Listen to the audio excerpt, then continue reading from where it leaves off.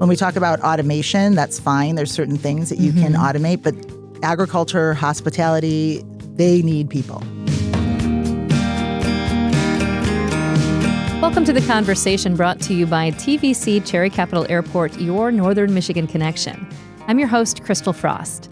And when people think about Traverse City, they often think about beautiful beaches and wineries, cherries, and those incredible restaurants. But behind those experiences are people who have helped shape Northern Michigan into one of the country's emerging culinary destinations. My guest today is one of those people. Amanda Danielson is the co-owner of Trattoria Stella, one of Michigan's most acclaimed restaurants, an advanced sommelier, and the founder of Intentional Agriculture and co-founder of Dirt to Glass. That's a conference that is helping redefine how people think about Michigan wine by connecting growers, researchers, winemakers, and consumers. Amanda, thank you so much for joining me today. I have to say, first of all, I feel like I've sort of passed you for years, and I've just been in awe of the work that you've been doing here in the community. And Stella in particular has such a special place in my heart. My husband and I had dinner there right before we got engaged. Wonderful. So yeah, it was a wonderful time, and we come back often. Absolutely. So thank you for being here today. I kind of want to start with, for people who know Trattoria Stella, they know it's become an institution here in Traverse City, but they might not know your story. How did you find your way into hospitality and wine? I was definitely born into it to some extent. My family, I was born and raised in Detroit, and my family started the Elias Brothers franchise of the Big Boy restaurants years ago. My uncle, so my first real job, other than babysitting when you're little, was 12 years old as a probably illegal hostess at one of the Big Boy restaurants in the Detroit area. But you always learned, and they were always in there and around. And hospitality is really a gift, and I think it's something that. For me, seeing it from a young age, it extended into the homes of all of my relatives. It certainly extended into my home with how you receive people, cook for people, serve people, just are a member of the community. And I think there's no better way to do that. Yeah, absolutely. So, really, literally, we're born into it. Yeah. Sometimes people, though, are born into something and they try to go as far away from that as possible. And other times, they recognize this is a part of their DNA as well. Is that the case for you? It is kind of. When I was in school, I had an opportunity to go to Brazil and work there and open up a restaurant, a series of restaurants for a group that was based between São Paulo and Rio de Janeiro. And I had such a fun time doing it, but I was just kind of doing it because it was good money, get through the rest of school, finish it. But I was going to school for writing. And that's what I really wanted to do, because language is another thing that I just love. And when I was down there in a country that I didn't speak the language of and ended up having to stay on to open up more restaurants as they grew, I just fell in love with it and decided that I needed to take it a little bit further. Yeah. Wow.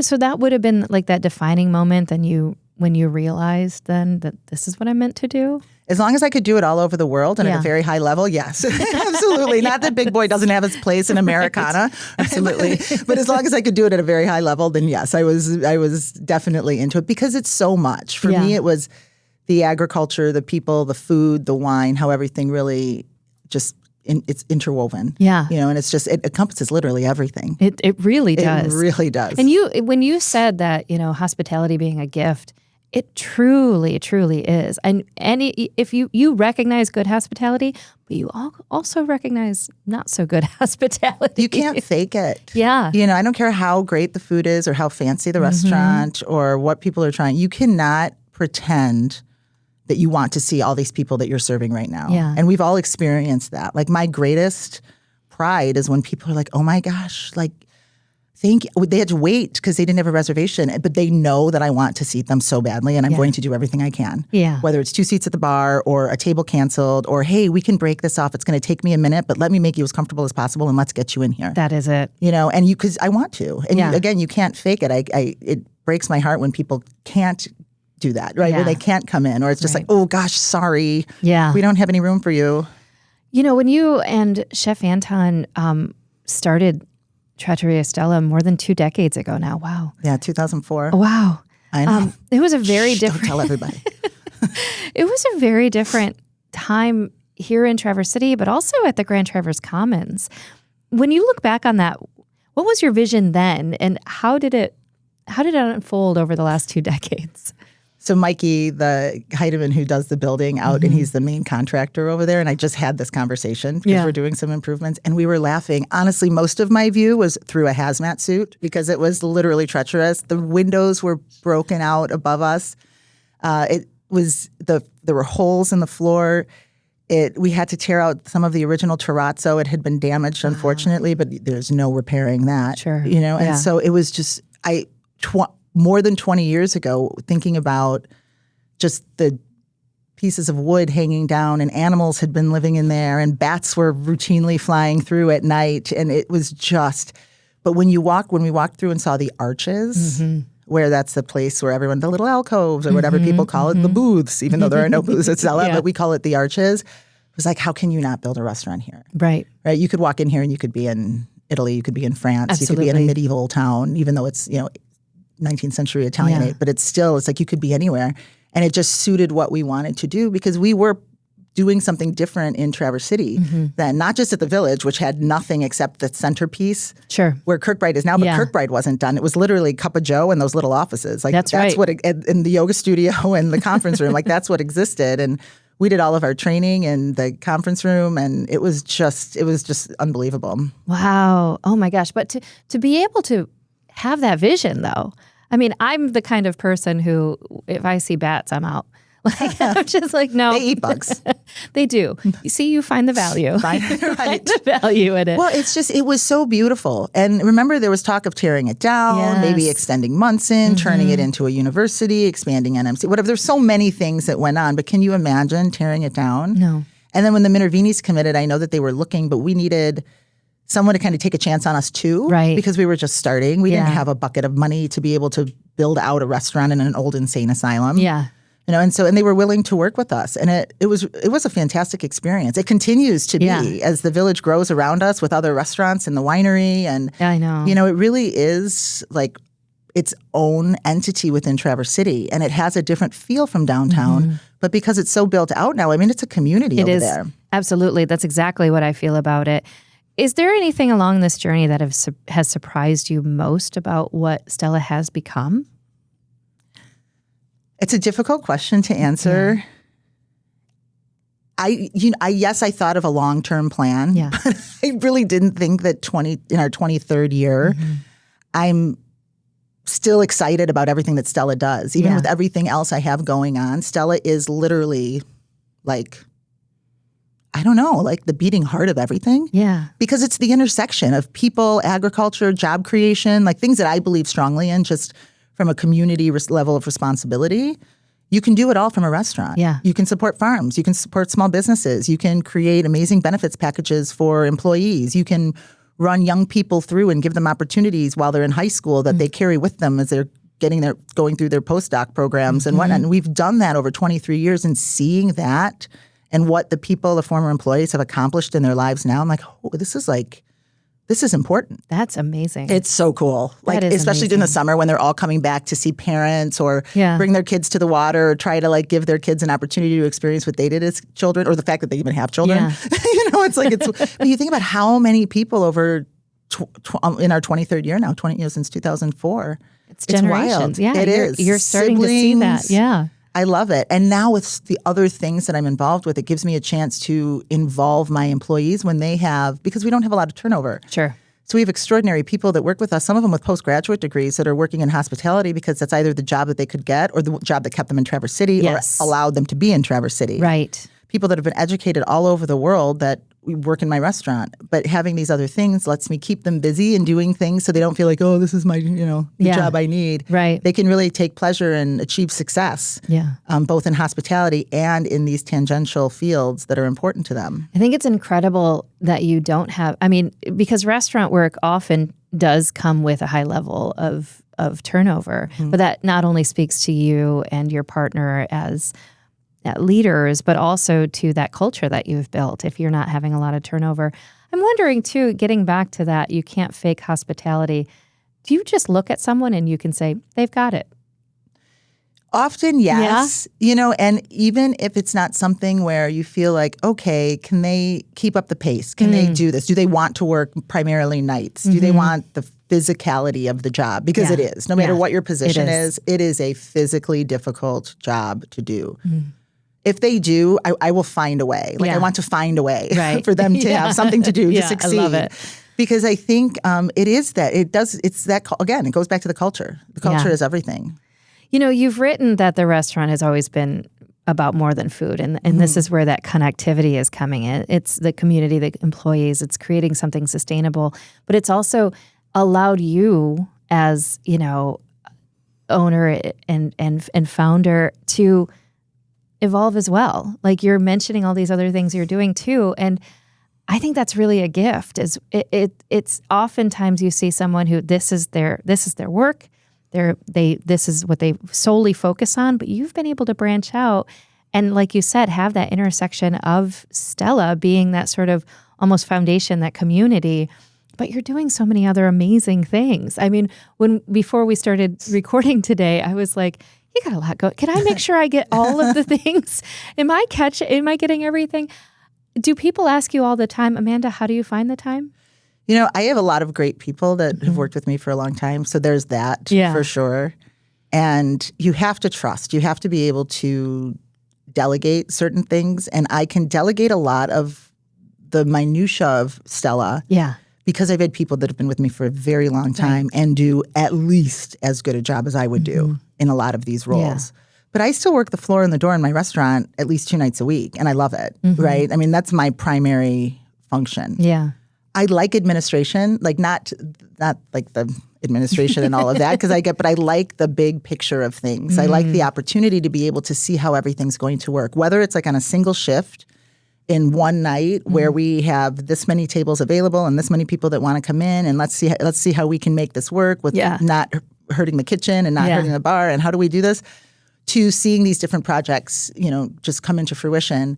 And it really started with wine for me, where that's concerned, because I realized when I started studying wine, it was always around my house. It was always on my table, right? All my grandparents mostly they were from Poland, from Lebanon, and so we had a different experience growing up, and food was central to my house growing up. I didn't have meatloaf until I met my ex-husband. You know what I mean? Like that was just not something that my family made. Yeah. You know what I mean? We had grape leaves, we had kibbe, which is kind of like meatloaf, I guess, but not really.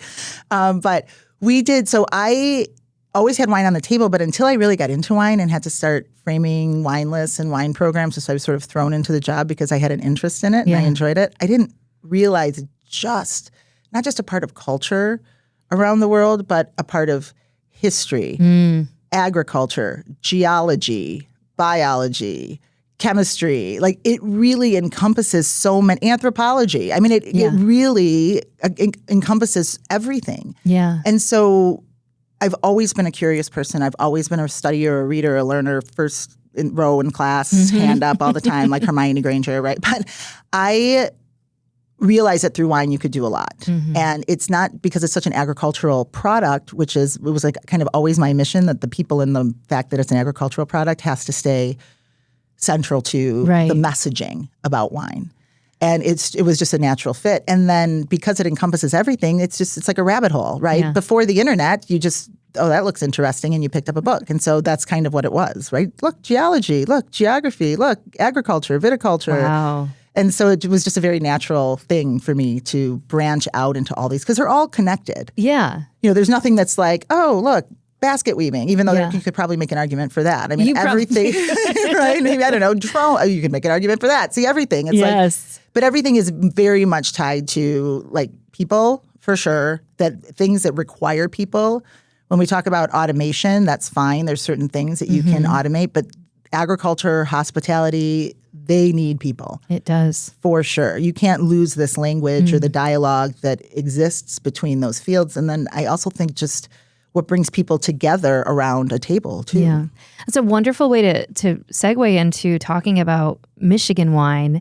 And that's one thing I've always admired, is how passionate you've been about Michigan wine. And for years, I've heard you telling people that Michigan belongs on the world stage for wine. Forever. Do you think we should be charging more for the good stuff? Those are the two things that I've charge said. more, and it belongs on the world stage. Do you think we're finally reaching that moment of world stage? Yes, we're definitely getting there. So there are a number of things that are contributing to that. One, I worked at what was then called the Trillium when we first moved here in 1999, 2000, and I could look across and see Old Mission, and then over it you could see Leelanau Peninsula. And I remember talking to somebody like, you can see where these grapes are grown. Right. That is such talk about a gift. Yes. What a value. Like you can say, oh yeah, you can have this wine and it's grown there. That was 26 years ago, 27 years ago, and there were not as many good ones to choose from at all. There were some, for sure. There were a handful of great wines, people that are in some cases still making wine today and growing grapes today. And so I was able to kind of find those wines. And then those people, as the younger generation started to take over, it started to improve. People traveled more. They got more interested in things. Love all the cherry farmers so much, but a lot of the cherry farmers that started growing wine grapes learned that you can't grow wine grapes the same way that you grow cherry trees. Absolutely. Right? Just like in the southwest of Michigan, you can't grow wine grapes the way that you grow juice grapes, right? They're just two separate lanes. And as we improved the farming, you could make direct correlations to better farmed fruit made better wine in the hands of a good winemaker. Yeah.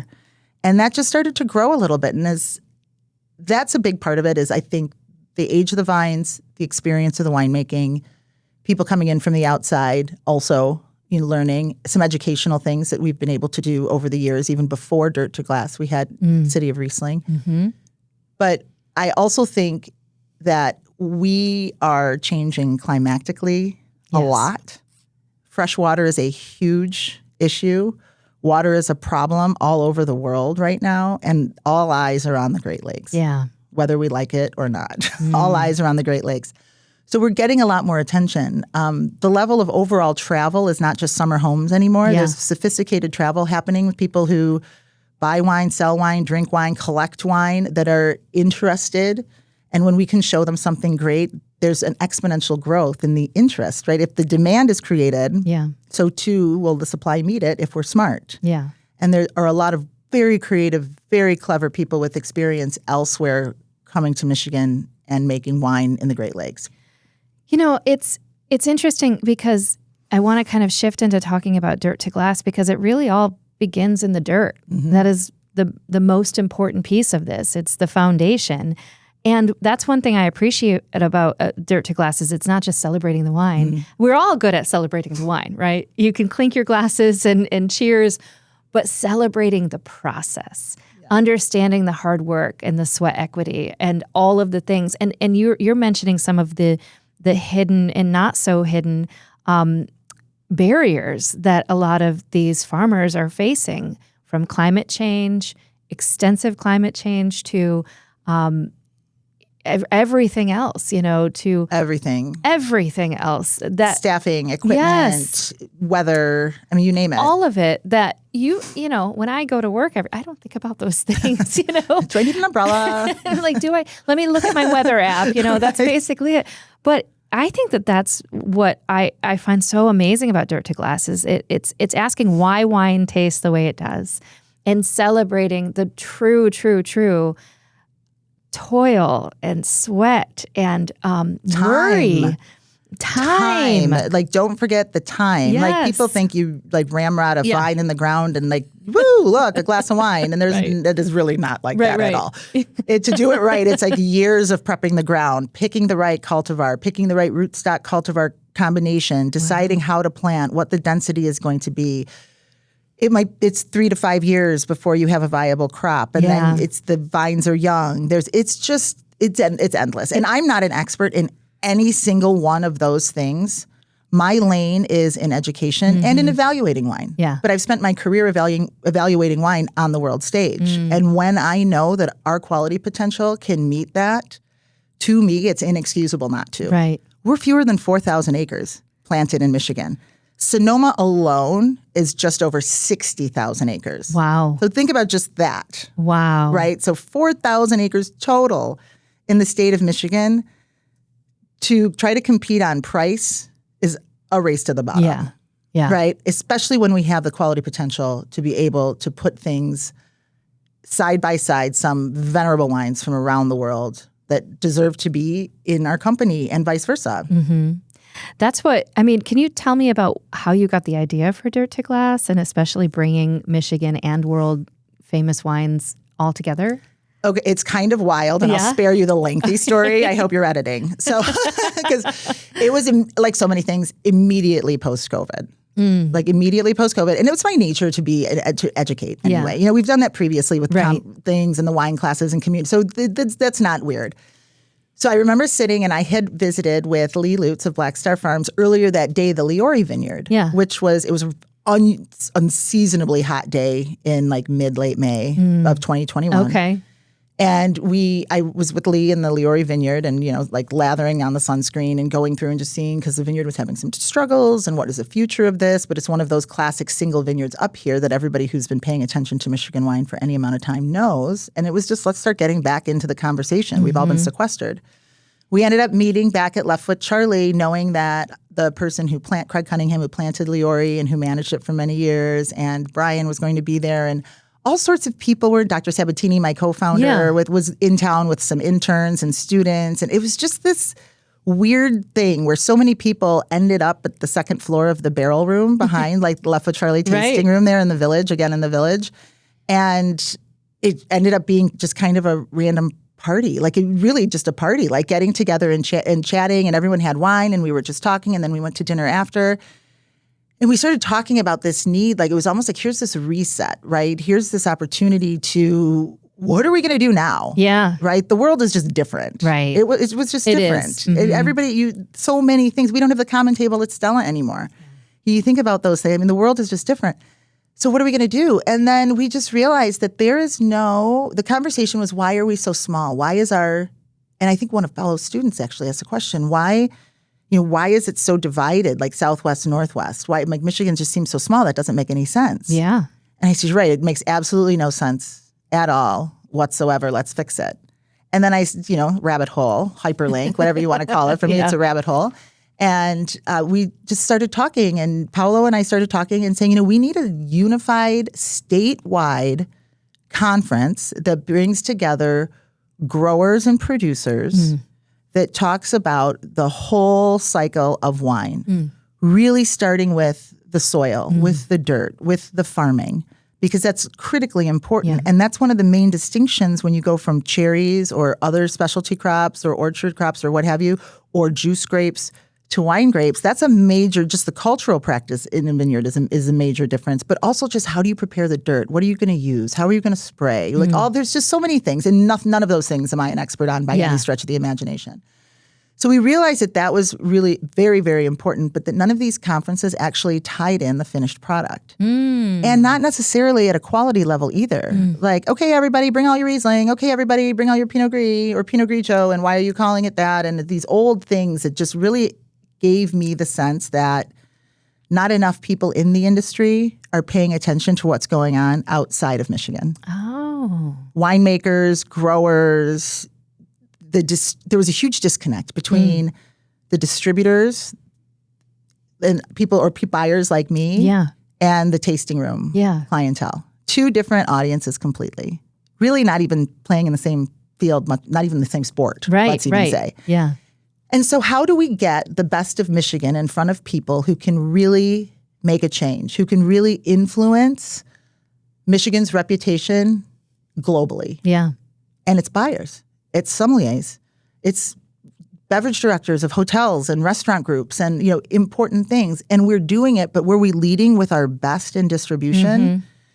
And we weren't, because we were following an older model. And Michigan has, just like everyone thinks Riesling is sweet, which it's totally not, and we know that it can be, and it can be delightful, and sugar's not bad. But everyone thought that all Michigan is sweet white wine, and we can't do red wine. And people would argue with me. I'm like, friend, this is my job. Yeah. I've been doing this for a very long time. I promise. I promise you we can. We sure can. And I can show you many examples. Now, we're 25 years ago. The number of examples I could show were far fewer. But now, right, I can show you a lot. Now it's an embarrassment of riches. Yes. And so just that message and the need to drive it home, but the need to affect that change with the industry itself first. And it's never going to happen if we keep with this Northwest versus Southwest when we're microscopic in terms of our size. 4,000 acres. Yes. We are microscopic. So whatever makes you think that the Northwest and the Southwest shouldn't be fully united, knock it off, knock it off. We need to be together. There's just too many little groups. I mean, even in Sonoma, they just unified their growers group and their producers group because they realized we need better centralized advocacy, centralized funding, right? People need to be around the same table. So that's like the long version of what was going on in my head and what I wanted to do with Dirt to Glass. And Dr. Sabatini, being the professor of viticulture within the Department of Horticulture at Michigan State University, I was like, well, that sounds like a good idea. I'm like, great. Let's get Extension involved too, because they're the ones that are running the 2 regional events. And let's see if they can run the more centralized events. And, working with Extension was good. We stopped working with them after last year just because intentional agriculture is kind of growing up. And Michigan State Extension is wonderful. And they got us our start for sure. But we need to stand on our own a little bit. So this was a transitionary year for us because things are really happening in the way that we want them to. And, with an institution, it's a very slow moving ship. It's like turning like a, I don't know much about navigation, but it's like it's a big wide turn, right? You're going to have to do like a 15-point turn to get out of the bay, this is not easy. But, when we can operate, we're a 501c3, we're small, it's all volunteer. Like we can operate very nimbly. So it gives us the opportunity to just say, yes, I want to do that. No, I don't want to do that. Right? Please support what we're trying to accomplish here. Yeah. When you said about restaurants and what people do and just they're happy with it, they buy boats and second homes. And, if they have a successful business and they grow it, they do a second restaurant or whatever else. But, for me, I wanted to invest more in my people and in all the things that make the business that I have possible. And that includes like leaving it better than you found it, right? So can we this is a tiny area, we have to protect it. And there's no better way, in my opinion, than to protect it through agriculture. And there's no better way to protect agriculture than through the messaging, the education, and maybe that's the writer in me, but right? And that happens through hospitality because everybody goes to restaurants. Right. And if they're hearing that, okay, the better restaurants are using only local farms, and yes, Michigan wine is front and center now in restaurants that have awards for lists, right? So those are the things, that's what I just keep going. And I just hope that I have enough people that believe in it too so that they can help make it reality. Kevin Klein, Executive Director, TVC Cherry Capital Airport. The airport is a gem in our community for so many reasons. We talk a lot about those nonstop airfare everywhere in, all over the place, north, south, east, west, but also like the gateway to the world. Why don't you brag a little bit? Tell us about your incredible airport. Well, first of all, it starts with community. Those that fly Cherry Capital Airport, it's our community. And so that's what makes it very special to us. And it represents not only the building itself, represents the people. It's all, trying to create that relaxed feel going through. So the architecture is that Frank Lloyd Wright prairie style architecture that makes you feel like you're sitting in your living room. It does. Has a fireplace. People love that fireplace. It's great to cozy up, especially on the winter travel days. But in the summer days, it's a great place to tell people where to meet. And so, we offer all those amenities. Wi-Fi throughout the building. We have a great cafe with Cherry Country Cafe and gift shop that offers all kinds of local products, including alcohol. So you can have that last minute drink before you head out on the flight. That gives you that northern Michigan feel, whether it's wine or mixed drinks. You have that all up here. So we have all the amenities that people want, and then to be able to relax in a nice hold room that is surrounded by art from the local community. Yeah. So it when I say it's the community's airport, it's the community that puts that investment into making the airport itself, from the experience of parking all the way to getting on board the aircraft. Make your summer travel plans right now. Best way to do that is go to tvcairport.com. Dirt to Glass. It's such a wonderful, fascinating idea. And now it's one of the more fascinating events during the Traverse City Food and Wine with the walk around tasting. What inspired you to kind of partner up and do that? Necessity. Yeah. And I really value the work that they do up here. I will say that Traverse Connect and TC Tourism, Traverse City Tourism, have been amazing. Yeah. Because they are, even if it's a part of a perspective on tourism that they don't necessarily understand or didn't make that connection, because they're not in the world that I'm in. Yeah. They listen so well. They listen to everything. And I think that's very important because So this is our 5th year. Last year was our 4th year, and they put the Food and Wine Festival smack on top of Dirt to Glass. Yeah. Which was okay, but it did cause some issues for a lot of our winemakers and producers because they were then torn. They had to go between these two things. Yes. And we didn't participate. Many of the restaurants up here, the James Beard award-winning restaurants that already exist up here, did not participate last year.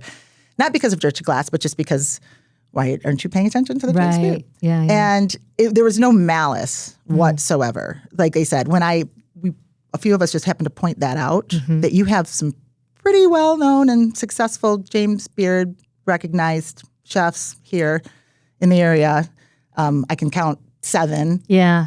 Like, shouldn't they be front and center for Travers Food and Wine? Yeah. And it was kind of an aha moment. And it ended up being great because they were so receptive to the conversation. And I said, oh, by the way, I really can't work with Michigan State Extension's ticketing system anymore and registration system. So do you mind if we piggyback on yours? So, like I said, it's a transition. We're building out our own, but everything takes time and money. And, we're a 501c3 that's on like shoestrings. Like I invested what I could in it, but I can't keep doing that, And so we have a lot of support, including a software engineer who happens to own a vineyard. So he's willing to support and be like, hey, I can help you with that. That's fantastic. So, but we needed this transitionary year, and Traverse City Tourism was wonderful. And then it just made sense to be able to use that frequency of conversation to put together some pretty cool events around the Traverse Food and Wine Festival. But the walk-around tasting has been a part of Dirt to Glass since year 1. Okay. Because, again, the global stage, it's 100 wines, about 50% around the world and 50% from Michigan. And the themes, we started with just doing grape varieties, and we had like different grape varieties or blends or a style like traditional method sparkling or Charmat sparkling or what have you. But then I started again, because rabbit holes get creative. Last year I gave them all band names. Oh, cool. So it was like Gamay at the Disco, right? Daft Frank. Like, it's like these funny names. And so this year I started with John Hughes films. Okay, that's fantastic. So we have like Chard Alone. Oh my gosh. Yeah, and we have the Big Red Bowski, not John Hughes, but I had to branch out because I have too many more tables than there are John Hughes films that are recognizable. Ferris Bubbler's Day Off. Yes, I am like dad joke lover at heart, but it is very fun. It sounds fantastic. And that's, I mean, really the walk around tasting, like you said, Michigan wines poured alongside benchmark wines from around the world. And you have always advocated that they belong on the same stage, so you built the stage. Quality is quality. Yes. Quality. You have to compete on quality. And it's not even a competition. That's the other thing. Yeah. Is like we talked about it with the restaurants and like all the chefs here. Like when people think, oh, are you like, they got this award or they got this accolade, or are you worried that this restaurant's opening? I'm like, are you out of your mind? No, it's I love it. Yeah. I love it. More, like the more in the sandbox, the better. Yeah. Because there are people operating at a high level that are representing what we are capable of.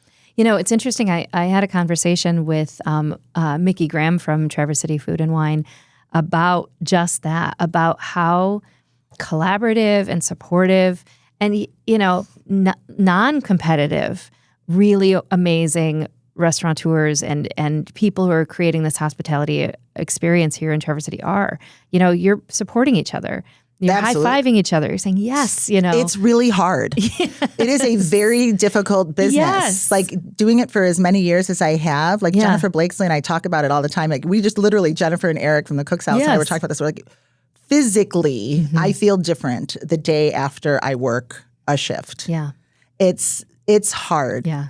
And it's hard emotionally and mentally too, because you're putting yourself out there. It's your product. It's not just what you're cooking. I mean, it's you. And there's philosophy. There's so many things that go into it.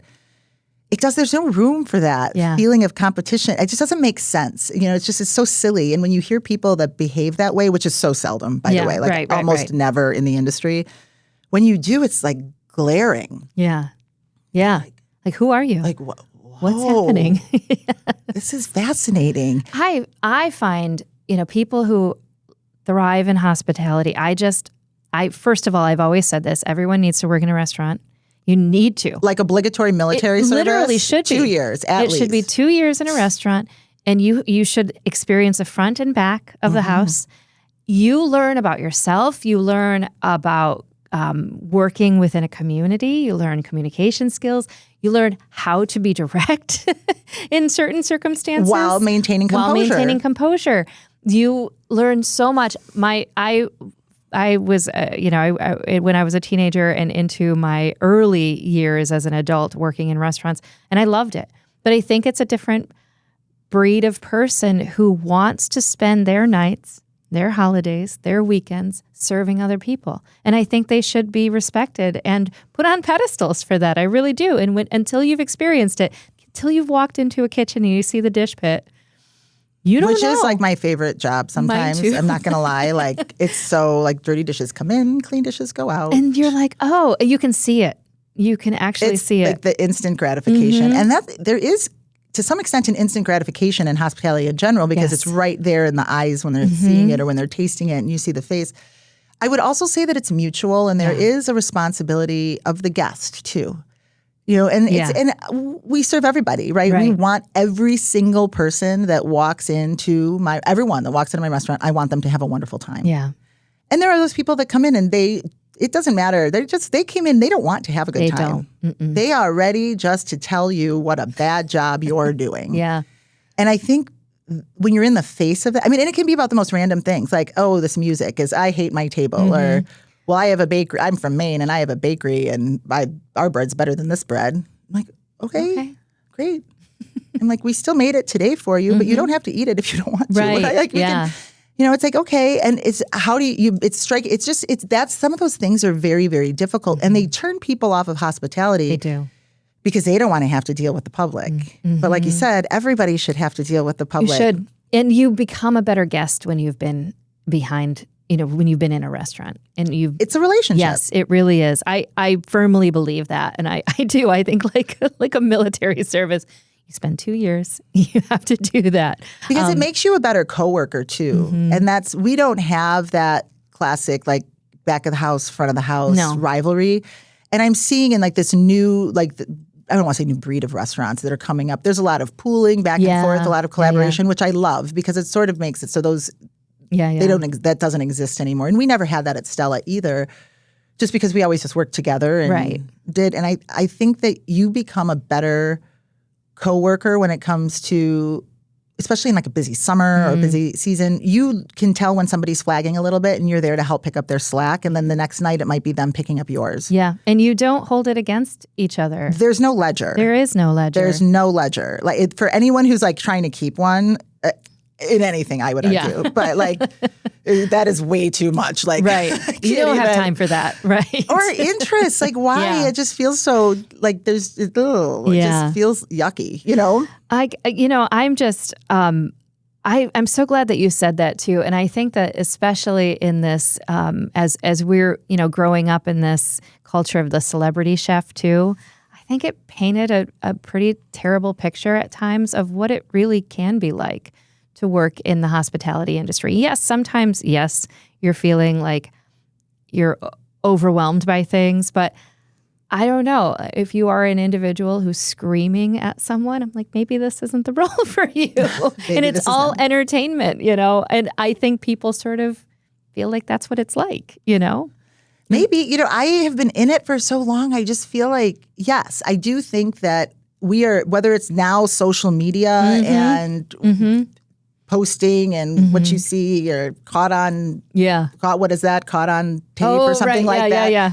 I know my uncle was staying with me for a few days and I don't watch television at all. Yes. And so he was watching one of those like caught on tape and they had these people that were just screaming in a restaurant. And then finally like it was almost like an altercation happening. My uncle was looking at me like, not one of the restaurant uncles. Yeah. And they was looking at me, does that really happen? I'm like, no, it really doesn't happen like that. Like, yes, we have difficulty, but if you're doing it right, you can generally diffuse it pretty quickly just by doing what you do best. And that's giving people that hospitality. But it is an exchange. Like, we do better. I think anybody in hospitality does better when that's fed, whether it's through someone's excitement, enthusiasm about being there because it's their first time or they're celebrating their anniversary. Or they're getting engaged. It's a privilege to be. I mean, then now there's all these new things like a baby moon. Like, what is that, right? But now we have like a tag in our reservation system for baby moon. I'm like, what is a baby? Oh, Reconnecting after the baby. Or no, before Oh, the baby. it's before the baby. I think so. I don't know. Yeah, it might be the baby moon. I think it's like before. right before. Right before. Yeah. So you're like, I don't know. I don't know what it is, but I love it. Yeah. So we get to be a part of all these amazing things. And even as culture evolves, if you stick around long enough, you don't change with culture, but you get to continue to be a thread throughout those changes in culture. You know, we were talking about language, the changes of language and vernacular and how we regard each other and how we refer to each other. And it's just you see everything. You miss nothing because you're literally you're serving the public. Yeah, that's what you're doing. As we are talking about Traverse City Food and Wine, and as Dirt to Glass, and the conference, of course, and then the walk around tasting, open to people to just get tickets for the walk around tasting now, which is fantastic. You can get that, and then there's also all of the events with Traverse City Food and Wine as well. What do you think makes Traverse City's food and wine event different than maybe some of the others you've experienced around the world? Like Aspen or Charleston or something. Well, first of all, we have a truly thriving wine industry here in Traverse City. And we can feature exclusively the wines of the Grand Traverse region. And shout out to the Southwest. We have great wines being made all over the state, but this is very much a regional festival. And if they do like a Lake Michigan Shore food and wine, I'm all in. But they do, so that is unique because while Colorado does have a wine industry and South Carolina has, all 50 states have a wine industry, those events aren't, it's not 100% Colorado wine, it's not 100% South Carolina wine, right? It's wine from everywhere. Yes. And usually from a sponsor. Yes. Which is also great because it's fun. Yeah, kudos to the sponsors. Thank you so much for everything you do. We'll take your money.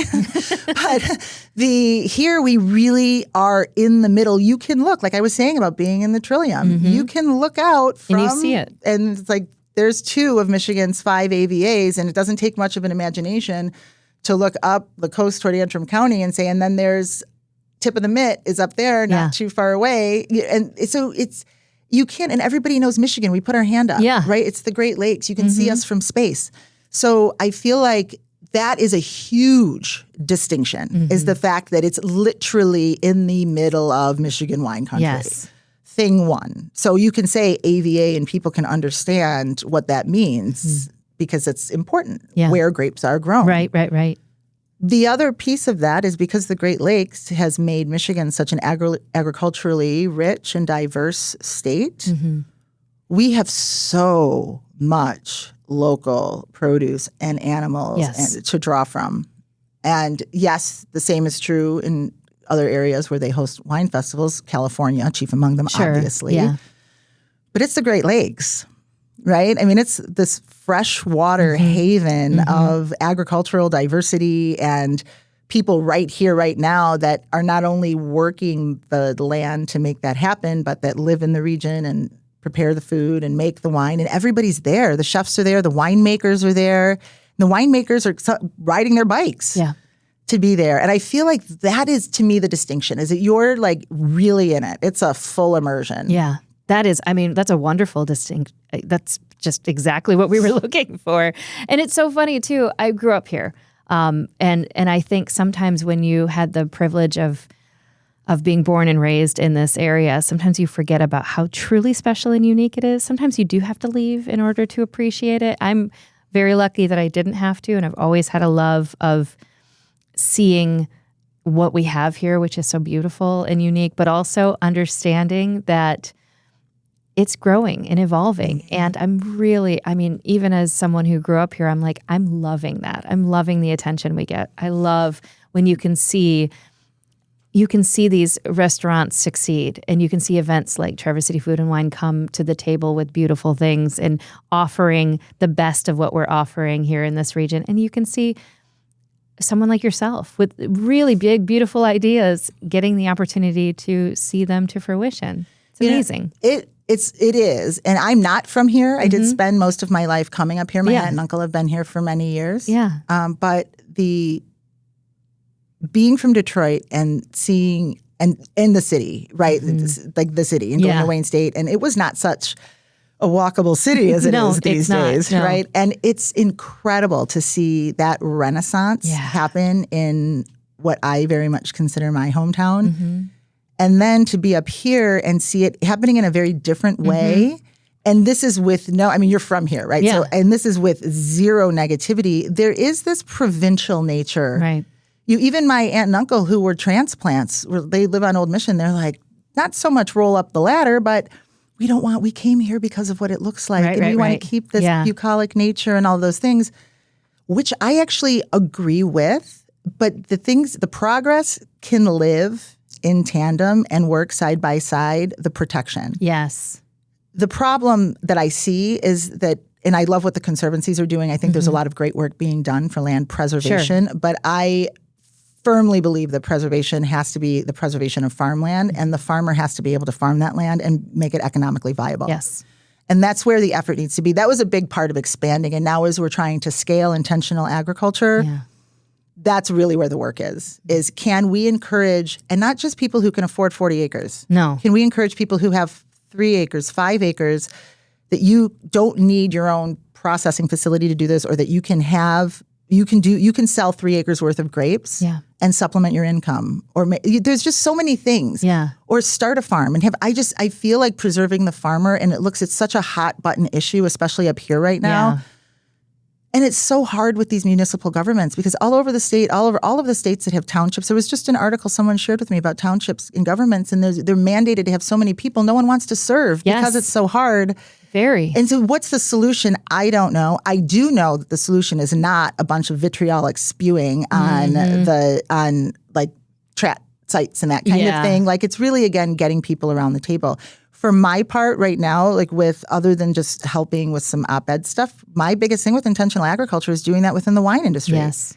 Is making sure that we can set people up to continue to create jobs, find throughways to entrepreneurship, set intelligent research priorities that will make sure that we're not just planting the right things for this year, but what you put in the ground this year, you have to think of what you're harvesting in 20 years. That's how wine grapes grow. Yes. And so it doesn't make sense for people to just have some smattering of ideas and then someone consolidates it and fires it off to some regulatory body. Right.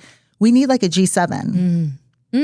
Something like that. Like, get all the players. There's so many. Like I said, Sonoma just united its groups. Why? And there's 60,000 acres. Why can't we? That's a really good idea. So that's the hope, and that's what we're working. And we've been talking to MDARD, and we've been talking to just the growers groups and the wine trails and Michigan State University, Lake Michigan College, NMC.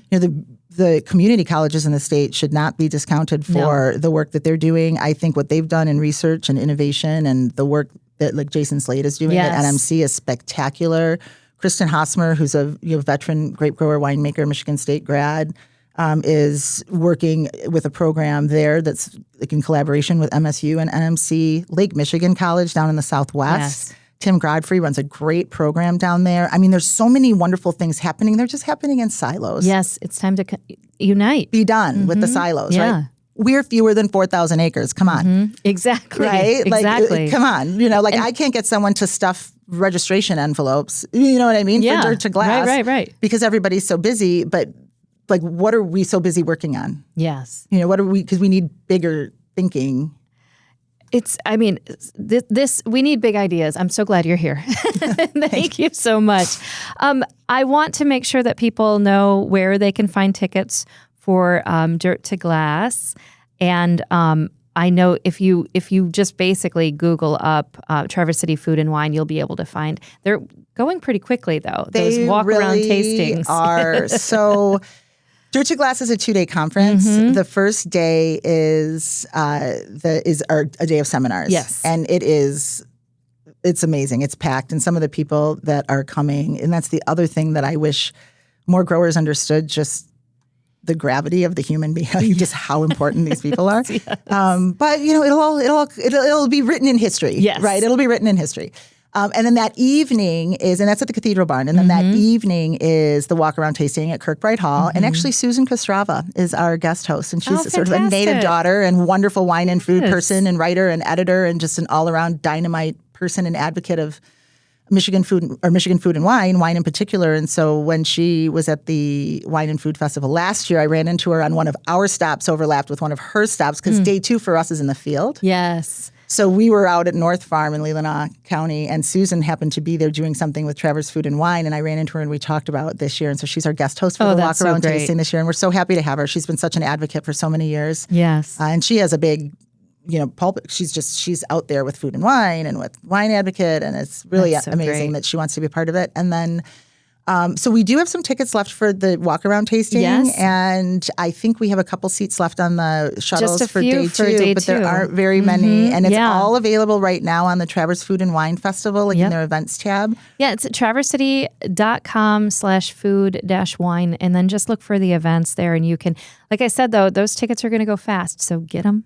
Well, and I would plug, too, because we do talk about that collaboration. One of the things this year that we're doing that's amazing, so we lost Pete Peterson, so for anyone who knew, and we were all like, R.I.P. Pete, he was the best. But we still all get teary. We can't help it. None of us are criers, and we're all like, oh, my God, Pete.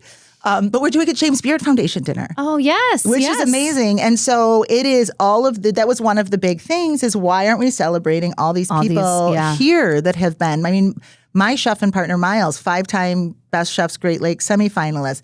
Jen and Eric from the Cook's House, finalists for Best Chef Great Lakes. You have Emily and Andy from Modern Bird, right? I there's just these chefs, and Abra's moving back. So we have another, she's not doing it because she's already so entwined with other things, but another James Beard Award winning. These are people who are here in our community that have been doing the work for many years, building the culinary tradition in the case of Miles and I and Blakesley and Jennifer and Eric, and then that are newer to the region, but very much quickly part of the fabric. Look at Umbo with, come on. Like having Sarah and Cam here, it's incredible to have. Amazing. And these are all people that are our people. They're Traverse City people, and they are James Beard recognized people. And so we're putting them front and center. But we had to do a shout out to our friends because, again, being a Detroit native and being so excited and proud of the Renaissance that's been happening down there for the last 15 years. We also have Andy Holliday from Southern Standard, and Evan, his business partner, is also coming up, who's one of the greats in restaurant management and wine selection. And he's kind of been in the background as our little E.F. Hutton with all of some of the wine evaluation we've done on a big level. So he definitely, it's not just Andy's food. Evan has a lot to do with it too. And then they'll be up here. And then Anthony Lombardo, who has She-Wolf. Yes. Oh, I love She-Wolf. Yeah, same. And Medusa now that he just opened. And they're just great. And we go down there and do events for wine. Like we did Madeline Trefan, the master sommelier, who's been my friend and mentor for many, many years. And a young woman, Taylor Schmidt-Johnson, who the three of us did the wine selection for Foundation Dinner last year, the Detroit, Country Club of Detroit. And then we did the same thing for the Foundation Dinner up here, taking place that Wednesday. But it's like there's this collaboration with Detroit, and it seemed appropriate to bring in Detroit chefs. But these are chefs that are working, they work their restaurants, they work their kitchens. These guys are the real deal. If you're this is an incredible ticket. Let me just say, you're having a premier event, not only a wine experience, but also all of those incredible chefs you're talking about. It's at the Open Space Park, which, come on, magic. Again. You can see it. It was lovely at the Country Club of Detroit. Love their staff, beautiful old building, but come on. It's outstanding in the field, but you're right. So make sure you're grabbing a ticket for that too, James Beard Foundation Dinner. And again, you can find everything, traversityfoodandwine.com. Before we go, I have to ask you a few things. I like to do a little rapid fire, so you don't have to think too quickly about this. But if you could pick one Michigan wine everybody should try. You're like, what? 2002. Ooh, Manigold Vineyard Gewürztraminer that was made by Brian Ulbrich. Okay. All those years ago. Yeah. Probably not available except maybe a few bottles in my cellar. And I'll give you another one. The 2008 Longcore Riesling, also made by Left Foot Charlie. You just made me think quickly. I could give you more. But I'm thinking, reason being is these are two examples of polarizing grape varieties made here in Michigan that tasted with people that I've literally tasted with people elsewhere in the world from regions that make those grape varieties. And they were astonished. Wow. Astonished at just the quality. And these are wines that I haven't had the Manigold in a long time. I have had a recent one made from that vineyard, also by Brian, that's delicious. But I recently was able to taste the 2008 Longcore Riesling, and it is just a stunner. I love it. What is one Northern Michigan ingredient that you think is underrated? Strawberries. Yeah. Because, it's such a short season. Yeah. And I feel like people just eat them all the time. They always seem to have strawberries in the refrigerator. Like the grocery stores always have strawberries. But the only time they're really extraordinary, the window is like it's so minuscule. Brief. Yeah. And I think, peaches, the same kind of thing. Like the window is when it's a perfect peach. Those, I know it's not fancy, but I could go on with all the different kinds of squash and everything we can grow here.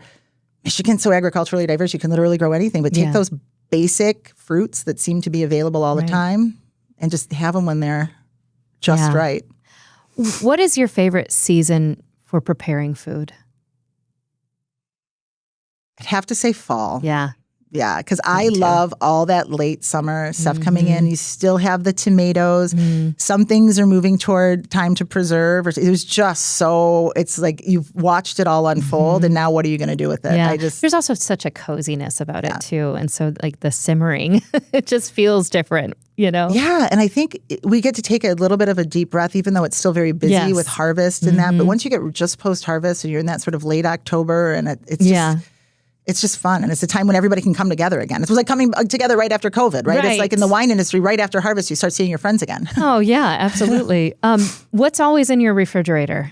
Yogurt that I make every week. I make my own yogurt every week, and it's always in my refrigerator. Wow, that's fantastic. Yeah. And what is your go-to celebratory wine? I'm absolutely going to say champagne because I love champagne. It is... I will also say that what champagne it is entirely dependent on my mood. Yeah. I love the wines of Jacques Schloss. Like, they're just fantastic. I like the range. I'm not a one wine person. Right. I'm like a mood person. Because we can do sparkling wine so well here, I do have a lot of those. But honestly, like if I'm thinking...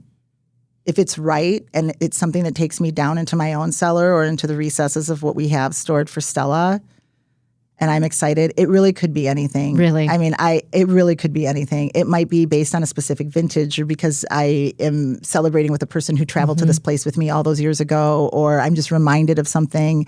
I pulled up an old bottle of Treviglini Trevigna Gattinara because Alessia Treviglini is coming and we're doing a wine dinner with her in October, and she's coming to Michigan for like 36 hours. Yeah.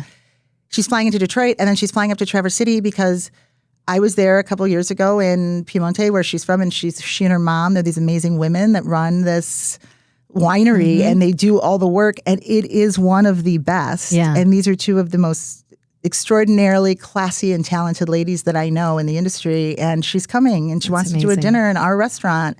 And it's like those kinds of things. So I was thinking, oh my gosh, Alessia is coming. So I went and grabbed an older vintage of one of her wines. So that's usually, again, it goes to the people connection. It goes to the people connection. Gosh, I have to say, this has been such a wonderful conversation, and I'm so excited about this. So excited about Dirt to Glass. I'm so excited about the Traverse City Food and Wine, and now seeing so many more restaurants taking part in it. And it's going to be an incredible time. When you get a chance to unwind, what does that look like for you? Where do you go? What do you eat?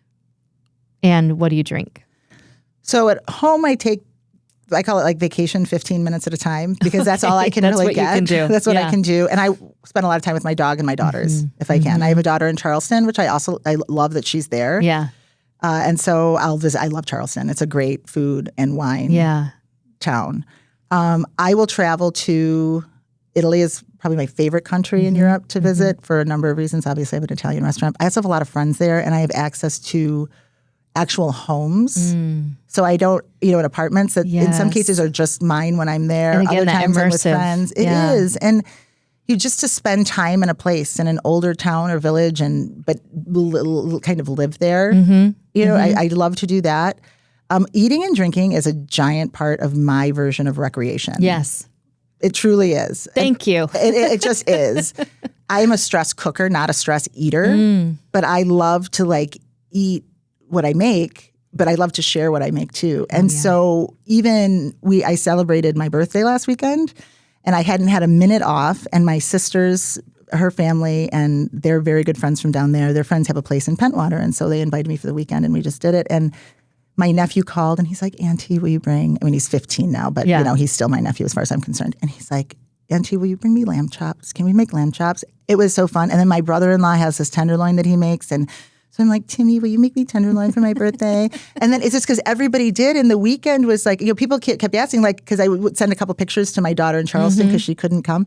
The other one was with me. But she said, why are you cooking on your birthday? And then my daughter's like, well, of course she is. Because you love doing it. And it was like this house full of people I love cooking together, drinking. We all brought wine and it's just, that's the stuff. Like that to me. And even though it was short, it was like I could have been gone for 2 weeks. I love that. It's restorative. Yes, and finding that vacation 15 minutes at a time, that's a really great way to say that. I love it. Well, I want to say thank you so much for coming in and talking about this. I'm so excited about everything that you have going on. Amanda Danielson is the co-owner of Trattoria Stella, founder of Intentional Agriculture, co-founder of Dirt to Glass, which returns as part of Traverse City Food and Wine this year. The conference brings together growers and researchers and winemakers and wine enthusiasts and everybody who just loves food and wine to celebrate and explore what makes Michigan wines and food distinctive. While the public walk-around tasting offers a chance to experience Michigan wines alongside celebrated wines from around the world, it's just an incredible opportunity. And Amanda, thank you so much for spending time with us. Thank you for listening to Currently the Conversation, brought to you by TVC Cherry Capital Airport. It is your Northern Michigan connection, and we'll see you next time. Thank you. Thank you. That was so fun.